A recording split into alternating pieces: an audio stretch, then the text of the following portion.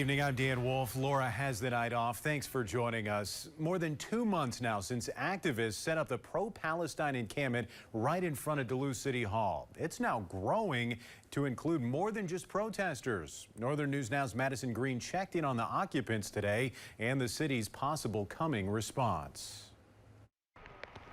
What started as 2 tents has grown into so much more.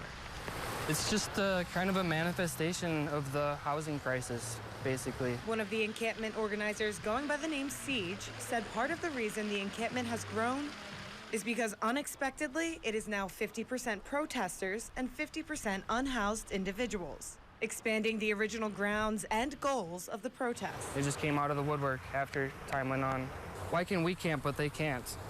Trying to keep a safe space for them while maintaining the pressure for divestment. Pressure on the Duluth City Council, whose leaders say have about a dozen ordinances on the agenda about new tools for compliance regarding several topics, including city homelessness for Thursday's meeting.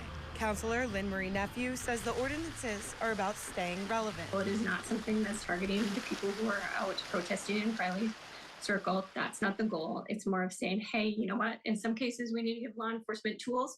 In other cases, we just need to amend the language to make sure that it is inclusive of what we need today. However, Siege said the city's lack of response to their protests has made him lose all faith in the council. It's ridiculous that they addressed that, or the symptom instead of the cause,